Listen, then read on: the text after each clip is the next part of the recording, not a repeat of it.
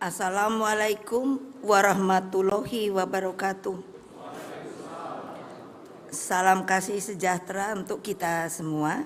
Shalom, Om Swastiastu, Namo Buddhaya, salam kedamaian rahayu. Marilah kita lebih dahulu bersama-sama memekikan salam nasional dan perjuangan kita. Salam Pancasila. Salam Pancasila. Merdeka! Merdeka! Merdeka! Alhamdulillah, saudara-saudara, seluruh rakyat Indonesia yang saya cintai dan banggakan dimanapun kalian berada. Seluruh simpati anggota dan kader partai, khususnya yang berada di akar rumput partai. Rekan-rekan pers dan hadirin sekalian. Hari ulang tahun PDI Perjuangan ke-52 ini sungguh istimewa. Mengapa?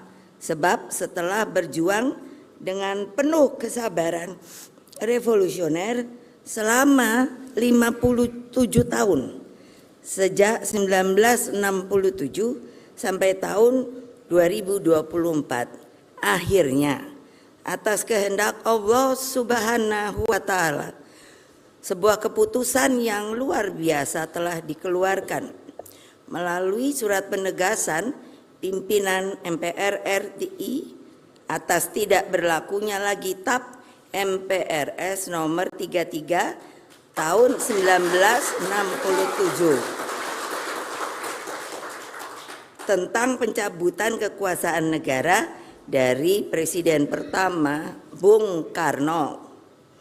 Pimpinan MPR RI juga menegaskan bahwa tuduhan Bung Karno pernah berkhianat mendukung pemberontakan G30 SPKI tidak terbukti dan batal demi hukum.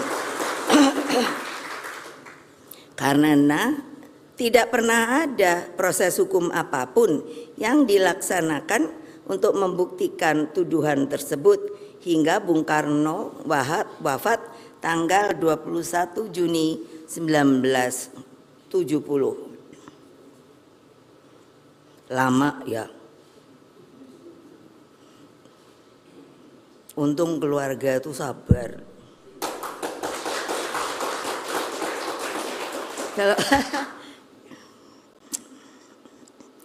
Jangan kejadian gini lagi. Tapi kalau memang salah harus salah. Ini namanya politisasi. Saya atas nama pribadi, keluarga Bung Karno, dan juga keluarga besar Partai Demokrasi Indonesia Perjuangan mengucapkan terima kasih yang sebesar-besarnya kepada pimpinan dan seluruh anggota MPR RI periode 2019-2024.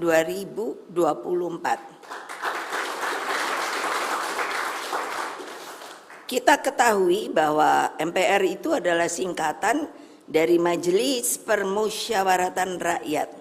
Jadi adalah penjelmaan seluruh rakyat Indonesia. Karena itulah juga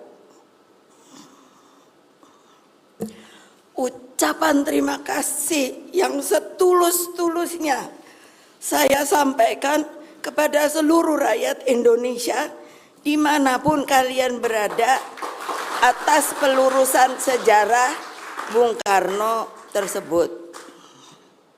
Ucapan terima kasih juga saya sampaikan kepada Presiden Prabowo Subianto yang telah merespon surat pimpinan MPR RI terkait tindak lanjut pemulihan nama baik dan hak-hak Bung Karno sebagai Presiden Republik Indonesia pertama.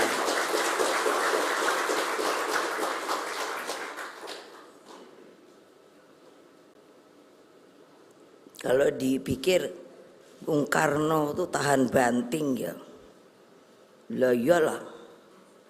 Waktu beliau itu kami keluarga tuh bingung. Saya mesti cerita karena apa?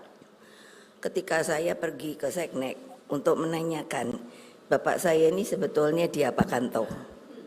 Beli dong, presiden tiba-tiba waktu itu ditahan, bukan ditahan, enggak tahu, di Istana Bogor. Saya nanya, statusnya apa? Enggak ada yang berani jawab. Enggak ada. Jadi kami keluarga pada waktu itu tidak tahu status Bung Karno itu opo. Nah makanya saya bilang, jangan loh orang Indonesia yang berkuasa melakukan hal-hal seperti itu lagi loh. Nunggunya aja keadilannya lama sekali kan, setengah abad lebih. Nah, kebijakan pimpinan MPR dan Presiden Prabowo tersebut harus menjadi momentum rekonsiliasi nasional.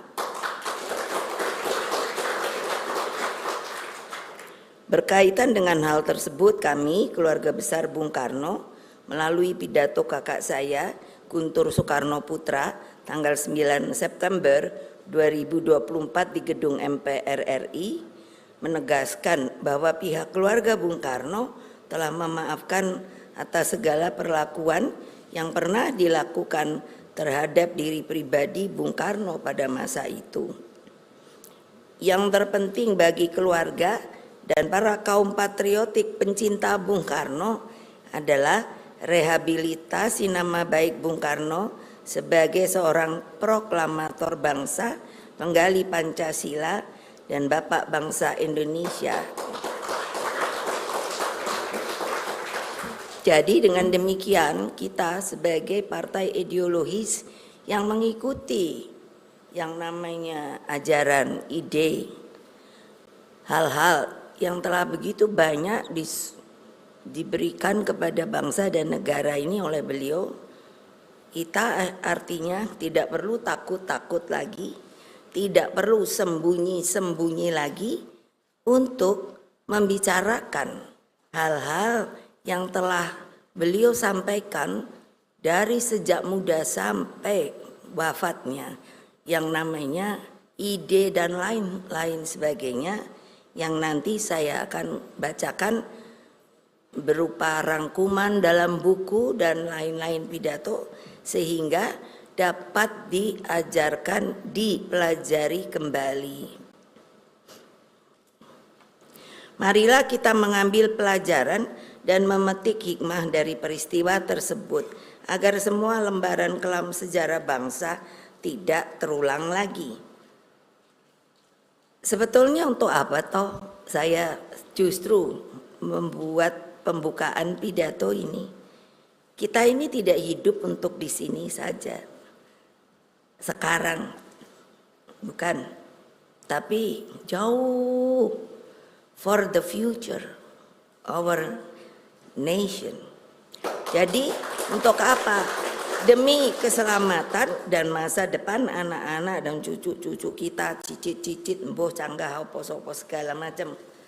Karena kalau tidak begitu, siapa yang akan meneruskan? Apakah hanya cari kekuasaan saja? Apakah hanya akan mencari duit saja? Ini sebuah big pertanyaan besar saya. Pewarisan ini bukanlah hanya sekadar untuk anak cucu kita, namun bagaimana Indonesia mencapai kejayaannya dan abadi sepanjang masa. Saya seringkali bukan hanya berpikir, kan suka lihat-lihat, saya ini orang yang senang lihat segala macam begitu. Terus saya pikirkan, kenapa kok ya banyak sekali tagline sepertinya kok orang lupa ya, kita nih namanya Indonesia Raya. Jadi saya mempertanyakan pada diri saya sendiri, tolong dijawab oleh kalian. Lah kok banyak sekali tagline seperti Indonesia Kerja, Indonesia Emas, dan lain-lain.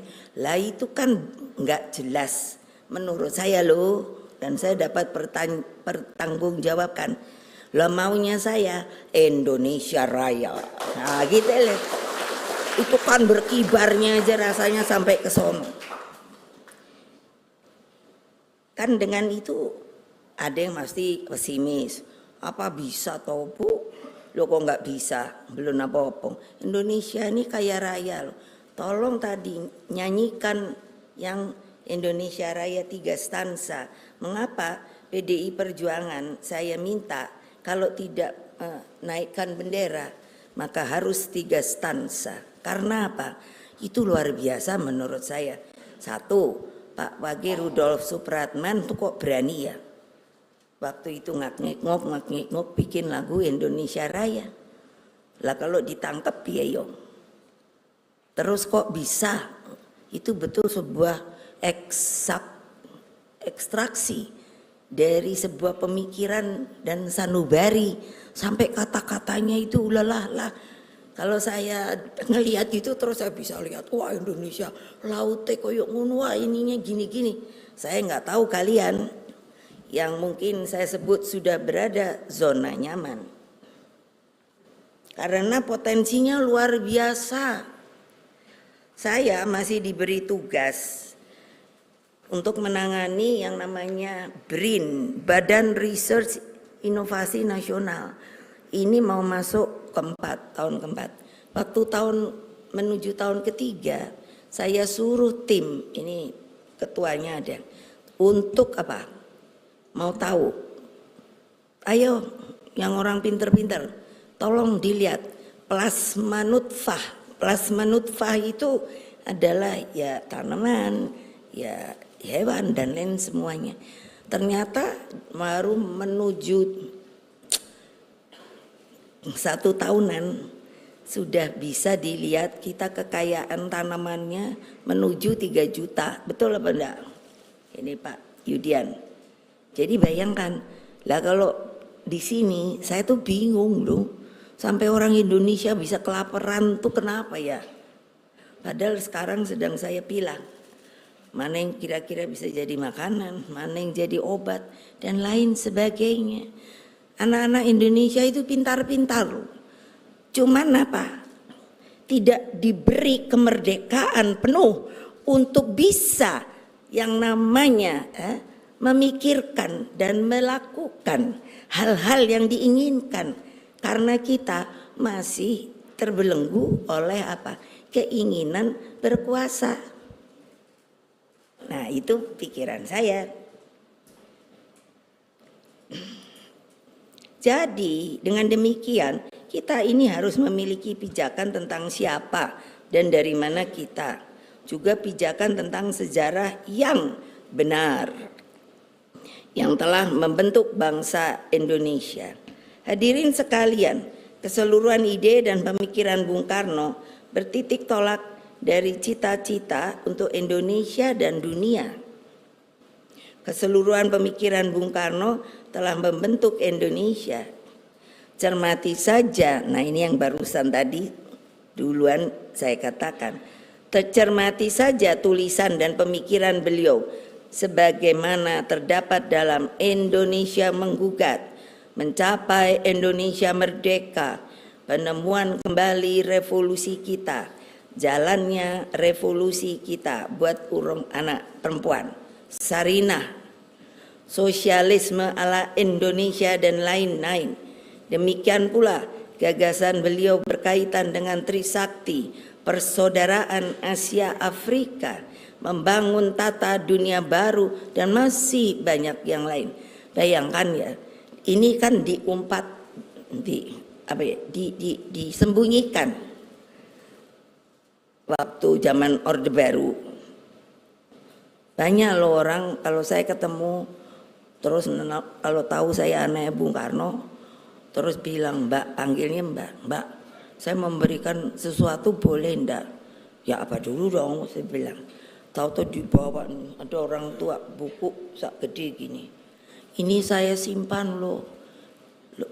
Tahu-taunya apa? DBR. Itu tulisan, kumpulan tulisan Bung Karno di bawah bendera revolusi. Terus loh kok Bapak masih bisa nyimpen itu kenapa? Bagaimana? Saya simpen di hubungan. Luar biasa menurut saya. Untung nggak hancur. Karena apa? Ini yang membuat menurut saya rakyat Indonesia itu masih terkungkung, tidak bisa mengekspresi, memikirkan, lihat apa terus dipikirkan, mencoba dikreasikan. Nah, seperti tadi lihat tarian, saya kan langsung kalau boleh gitu terus langsung ikut-ikut nari, karena saya dari 5 tahun disuruh bapak saya nari 5 macam. Jadi saya tahu tarian ini, tarian Jawa, tarian Sunda, Sumatera, Bali. Gitu loh. Apa? Untuk tahu bahwa Indonesia ini sangat luar biasa. Budaya, seninya, kearifan lokalnya. Lah kok terus waktu Orde Baru kita itu hanya diberi sebuah frame. Saya tuh sampai suka pusing mikirin loh. Ini benernya orang Indonesia yang bener ki kaya apa toh? Kok kayak ngene iki lho. Takut. Terus kayak apa ya kalau orang Jawa tuh Mas Butet ndoro-ndoro gitu tuh loh, apa namanya? Feodal. Feodal itu enggak dibuang, masih ditungguin gitu. Kalau orang Jawa kan saya dapilnya itu Jawa Tengah loh, 35 kabupaten kota. Wah keren enggak? Apa? Waduh, jadi saya kuping kebiasa. Kalau orang Jawa bilang gini, kalau ditanya apa-apa gitu ya, terus inggih, nah gitu. Tapi terus ada lagi apa-apa, inggih. Nah itu lain lagi loh Pak Sukidi. Jadi saya terbiasa, langsung saya ngerti kalau mau inggih, wah ini sih rasanya menuju negatif nih gitu. Tapi kalau inggih gitu, ah itu positif gitu. Coba saya ada dengerin, siapa yang mau dengerin? Coba toh. Terus gini-gini, Orde Baru, maaf beribu maaf. Kan tadi udah dimaafkan tuh sama keluarganya Bung Karno. Makanya saya mau ngomong maaf, beribu maaf. Di luar negeri beginian ini, aduh dicari orang. Saya ini sampai ditanyain, nanti dibilang saya sombong. Loh, sampai saya kecipratan kan dari bapak saya. Loh, profesor aja saya 3, kaget dewi. Loh, lah ngapa kok dapat profesor yo? Saya belajarnya di mana? Nanti dipikirnya saya jual beli lagi. Itu udah begitu, apa lagi? Honoris causanya ini mau nambah lagi. Sekarang udah 11, masih mau ditambah berapa lagi ya? Yang tahu Pak Basarah mana dia tuh? Nambah berapa lagi tuh? Tuh kan? Saya tapi nggak bayar loh. Karena banyak sekarang kan yang beli ya. Sorry. Gitu loh. Kalau mau ketawa ya ketawa aja. Itu kemerdekaan diri, tahu nggak? Makanya kalau lihat Ibu Mega, kan banyak yang bilang Ibu Mega ini loh kok diem aja gitu kan. Loh memang saya ngambil posisi selalu gitu. Timbang aku marah-marah nggak jelas, lebih baik saya ngomong jelas gitu. Atau ya menang baik. Diem aja, lo ngomongin gue gini bodoh amat gitu. Saya cuman bilang tuh orang pengecut gitu aja, gampang kok. Sampai waktu saya sering disuruh ikut konferensi kan, saya sendiri jadi pusing. Wah Pancasila tuh di dunia luar laris banget. Lah di sini orang aja hafalan melulu, tapi menjalankan perbuatannya tidak. Nah seperti sekarang inilah, kenapa mesti ditutup-tutupi? Loh kamu ngerasa apa enggak? Kenapa saya terus bikin acara ini? Saya bilang sama Sekjen, udahlah kita ini kan lagi prihatin, nggak usah rame-rame. Tadinya saya mau bikin kan besar gitu, karena saya yakin pilihan saya Pak Ganjar sama Pak Mahfud itu bakalan menang. Kok bisa kalah ya? Udah gitu, kan nomor 3 lagi, gila saya bilang. Ini rekayasa dari mana nih pelajarannya? Saya kepingin juga belajar kayak gituan. Gila deh, itu namanya orang udah mabuk. Apa namanya? Kalau di psikologi, aja guyu loh Mas Butet. Saya kan senimaniwati juga. Jadi namanya apa? Yang namanya itu megalomania. Nah,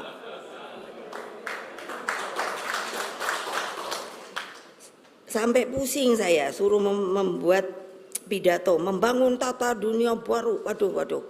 Karena itulah sangat wajar apabila pemikiran tersebut dapat diajarkan menjadi bagian dari kurikulum pendidikan agar seluruh rakyat Indonesia dapat mengetahui jalan pemikiran presiden pertamanya, Bapak bangsa. Lah kok diumpet-umpetin ya? Bingung saya loh. Saya waktu lihat waktu Orde Baru kan saya aja nggak boleh kuliah bingung saya. Sampai saya ketemu nyari rektor, saya kan di Pertanian Pajajaran. Sampai saya minta ketemu rektor. Lah rektornya wedi, olah piye rektor kok wedi yo? Nggak melindungi anak buah, malah bilangnya gini, udah Mega, tunggu aja waktunya, sekarang kamu sudah turutin. Loh saya bilang, loh kok Bapak mengajari rektor, mengajari mahasiswanya untuk tidak bisa berpikir terang dan objektif. Nah keren toh. Ya iya mbok tepuk tangan toh kabeh aja melongok. Itu yang saya inginkan sebenarnya kepada kaum muda yang bernama, yang punya negara Republik Indonesia ini. Gitu loh. Lah jangan apa tadi saya sendiri sampai lupa, feodal ala-ala. Udah itu udah nggak zamannya lagi. Udah. Ya tapi juga harus punya sopan santun. Jangan petatang-peteteng gitu. Kalau saya denger liatin anak sekarang, iki mbok sapa to yo? Lo tentu dari ajaran orang tuanya dong. Lo kok petatang peteteng ngono apa to yo? Makanya menurut saya, pembelajaran yang namanya ajaran Bung Karno itu perlu menurut saya. Kalau ada nanti yang nggak setuju, sini datengin dah saya. Bolehlah, kenapa nggak mau? Mari kita berargumentasi gitu. Jeleknya di mana? Orang dia yang buat kok nggak ngerti kan gitu toh yo. Bingung saya. Aduh. Bung Karno itu seluruh dedication of life-nya hanya untuk rakyat, bangsa dan negara. Mungkin tidak percaya, sampai saya nih sekarang, udah deh saya kasih tahu sama rakyat. Ketika Bung Karno yang tidak punya status itu, saya nih langganan pergi ke Seknek Sonoi. Jadi kalau udah saya muncul kali pada di situ udah pada, aduh itu lagi datang itu datang. Lah boleh dong ya, lah orang pemecatan tak ada. Baru kemudian ada TAP itu, tapi ya tetap nggak diperlakukan, nggak diadili, nggak dihukum, nggak opom bombo. Lah ya saya kan nanya, kan ada keluarganya dong. Saya kan nanya gampang gini. Nanti kalau mau cari, bodoh saya. Nanti kalau mau cari apa pun namanya, kalau ngambil gajinya di mana ya? Ini benar loh. Saya kan mengerti. Sekian 22 tahun saya nih ya masuk putri istana ya. Semua ada apa ada. Makanya orang sekarang kepingin gitu. Makanya saya tahu oh ini orang karena kepingin gitu. Nah karena saya dulu gitu. Kalau umpamanya dipanggil aja putri ya itu keren toh. Saya padahal jengkel ngopo putra putri kaya ora ada jenenge ngono. Iya, itu bener loh, ini riwayat hidup saya. Nanti ya, saya mau bikin buku. Nah, pasti laris manis dah. Nah, siapa yang mau jualin ayo. Lah, ditanya gaji di mana? Nggak ada yang berani. Lo piye toh? Bapakku elek-elek kan ya pernah presiden. Hanya gara-gara belum ditap lo itu. Tahun berapa ya? Dikunci di istana Bogor itu. Wah udah gitu kan pengawalku koyoknya udah piye ngono. Dan itu mesti kalian anak muda punya sopan santun. Apa? Sudah nggak boleh ada dapur, kita yang kasih makanan. Udah gitu apa? Pernah saya marah, kamu tahu kalau saya marah apa? Ditaruh di ada tahu apa tuh namanya? Terantang duet. Waktu itu kita bergantian mengirim makanannya sama adik saya. Tahu-tahu dia pulang nangis apa? Ada apa tuh penjaga pengawal, masa tuh Opa Darto anak muda aku dia omongi bene DE tentara bene opo, dia mesti punya yang namanya etika. Masa diudek-udek sama apa, sama bayonet. Itu adik saya, masa adik saya mau bohong sampai nangis-nangis. Itu Opa Darto. Ini saya panggil Opa Darto, dia polisi dia. Loh iya benar, apa saya ngomong bohong? Tanya aja jenderal. Nah sudah itu, besoknya saya yang bawa. Begitu disuruh taruh di meja, belum dia suruh buka, saya langsung nanya, kalau kamu minta ngomong yang benar. Anak muda kesian juga, dianya udah apa gemeter-gemeter juga. Saya buka ini ya. Sekarang apa yang kamu mau periksa? Saya punya pisau. Ini benar loh, saya berani disumpah. Itu yang saya omong. Punya pisau, punya garpu, punya apa sendok. Kamu punya orang tua apa punya orang tua apa tidak? Siap, punya Bu. Kalau kamu memperlakukan bapak kamu atau ibu kamu seperti temanmu kemarin yang ngubek-ngubek sama bayonet, saya punya pisau, saya tusuk kamu. Gitu saya, udah sebel. Pelajaran siapa itu sampai begitu? Tidak ada cerita bahwa orang yang dijaga oleh dia sebenarnya yang membuat dia bisa menjadi tentara Republik Indonesia. Opa ngomong, masa hilang sekarang? Alah. Saya kalau ngomong ya udah gini, nggak mau didengerin, nggak keluar. Kok susah amat toh yo? Untuk rakyat, bangsa dan negara. Karena itulah pemikirannya sangat relevan untuk dijabarkan menjadi lentera dalam tata pemerintahan negara. Lah yang bikin tata pemerintahan negara yang namanya konstitusi itu kan semua pendiri bangsa. Apa ada yang sekarang? No. Sini kalau mau berdebat monggo gitu wae nek aku. Contoh ketika BPUPK saya suruh korek, bener ada nggak ada? Ada.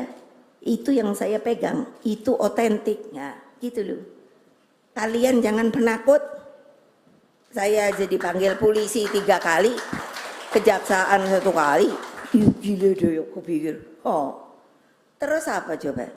Tolong dong. Itu kan luar biasa ya kalau dipikir.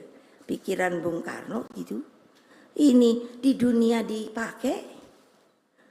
Yang to build the world anew itu di mana? Di PBB tahu? Sama kita sendiri, Orde Baru dipelesekin. Itu yang buat saya jengkel, tahu nggak? Sebagai bukannya anak Bung Karno saja, tapi sebagai anak negeri ini mau dijadikan apa negeri ini? Ayo jawab saya kalau berani. Iya dong. Asia Afrika siapa yang bikin? Nah ya. Operatornya bikinan ininya kan Bung Karno. Sampai kok bisa 28 negara yang ikut. Artinya apa? Percaya pada Indonesia. Udah gitu. Ada waktu itu bola apa namanya ya? Yang Israel mau ikut kemari. Apa iku yo? Lah ya udah.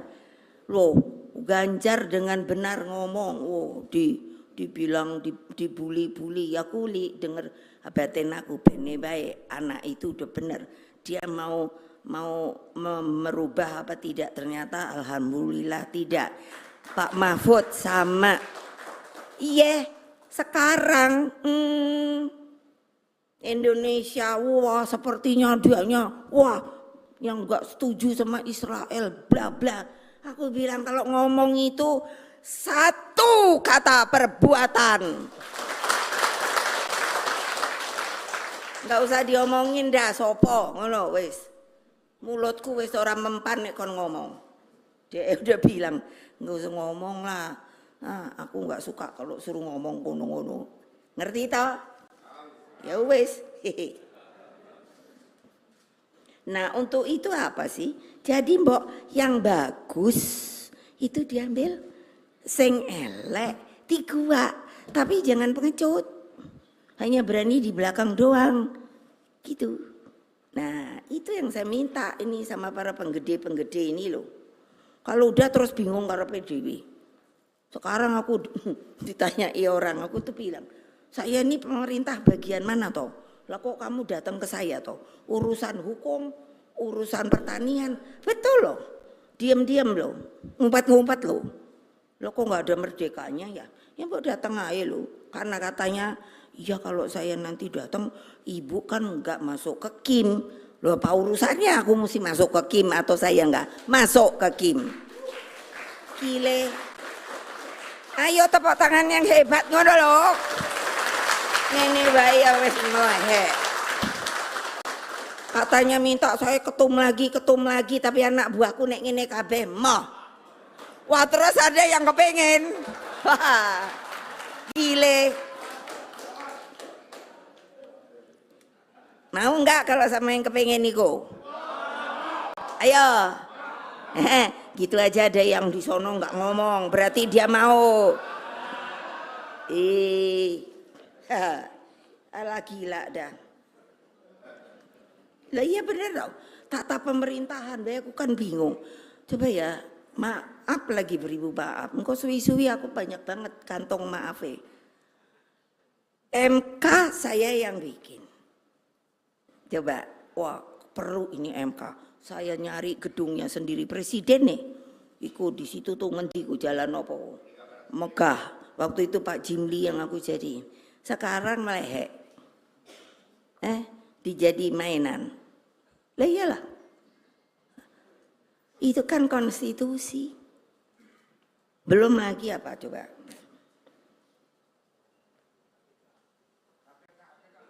Ya iya KPK, aku baru pikir apa iku yo.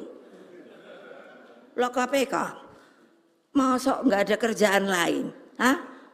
Yang dituding, yang diubrek-ubrek hanya Pak Hasto iku we. Ayo wartawan, tulis itu. Karena sebenarnya kan banyak yang malah udah tersangka. Tapi meneng we. Aku udah kalau tiap hari buka koran, mungkin ada tambahan. Gak ada. Tadi aja sebelum kesini yang ngono. Kali-kali sopo ngono yang rentep iku lho kan akeh. Ntar kalau saya ngomong katanya saya ini tidak apa ya, tidak sopan. Masa kalian gitu takut? Sebenarnya takut tuh apa tuh? Saya kan udah ngomong tuh ilusi. Hal ini saya tegaskan mengingat saat ini sepertinya kita menjadi bangsa yang mengambang, yaitu mudah terombang-ambing. Mengapa ini terjadi? Sebab kita telah kehilangan pijakan dan seluruh idealisme tentang bangsa dan negara. Lah kok nggak boleh sih? Katanya demokratis, asal sopan aja. Datang, siapa gitu. Pak, kalau menurut saya kan kurang tepat kalau Bapak melakukan hal seperti ini gitu kok susah yo. Spirit dan dedikasi telah tergerus dan banyak yang masuk ke, nah itu tadi, zona nyaman. Maka di Partai Demokrasi Indonesia Perjuangan saya ajarkan dari awal dengan memahami seluruh makna Indonesia Raya 3 stanza. Itulah gambaran yang sebenar-benarnya, yang sangat otentik dan benar-benar mewakili hakikat Indonesia Raya itu. Nah, kenapa sih saya bilang pakai tagline macam-macam, wis Indonesia Raya komplit gitu loh. Itu kan untuk abadi gitu. Saya sungguh mengucapkan terima kasih kepada Pak Wage Rudolf Supratman. Seperti tadi yang saya katakan, begitu indah gubahan lagu kebangsaan Indonesia Raya. Saya itu tidak bisa membayangkan dia bisa berpikir lalu menorehkan kata-kata seperti itu tuh piye. Luar biasa sekali loh kerohaniawannya untuk bisa mengekspresikan inilah Indonesia akan datang yang akan menjadi Indonesia Raya. Ngono lho. Ikilah. Tapi Pak Butet tuh bener kok, saya rasakan. Apa? Orang Indonesia ku kayaknya udah tumpul masalah seni budaya opo-opo ngono lho. Lho. Lah orang ada Pak Sopo iku sing gawe lukisan niku lho. Hah? Lah ya, terus aku menggeleng-geleng kepala. Ki lah wong nek orang ngerti seni ngono lho. Loh. Lah saya kan belajar ya, karena bapak saya seniman, ibu saya seniwati loh. Banyak yang nggak tahu apa coba. Loh, kalau kita lihat namanya ini, padahal itu udah mendunia loh. Harganya wis mbuh pirang juta, bukan juta kali miliar. Seperti Picasso. Lah kalau orang umpamanya hanya sok-sok koyok ngerti kan bingung ya. Mukake sing nang ngisor apa sing nang dhuwur apa piye ngono lho. Lho iyalah. Coba toh. Tapi kan sampai begitu loh orang menghargai abstraksi. Nah, gitu loh. Ayo kamu tuh aja jangan motret-motret we. Betul, motret itu juga penuh dengan keindahan. Loh, betul loh. Sekarang aja saya males, udah tua. Saya punya, masih ada loh, masih jalan nih. Lebih gede dari ini. Apa namanya itu, kamera. Oh enak banget. Cuman gini aja. Trek. Nah, ngono. Iku mau tegang melulu tak liatin apa wartawan zaman sekarang.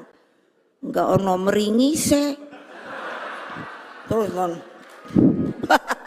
Boleh dong Ibu. Ini kan bukannya apa namanya itu? Apa namanya? Bukan apa namanya? Bukan yang ngatain tuh apa namanya? Bukan hoax atau bukan bully-bully lo. Lo saya kan liatin kayak tadi saya datang duduk toh. Terus kalian kan di pinggir situ. Lah saya bilang, "Lah aku tadi mau ketawa, ndelok orang sing ketawa ya meneng bae, Dok." Padahal ketum be. Aku bilang, wartawan nih kenapa lagi tegang ya kali. Makanya nggak usah deh tanya-tanya sama ibu. Nanti kamu makin mengkeret tahu nggak? Iya. Karena sekarang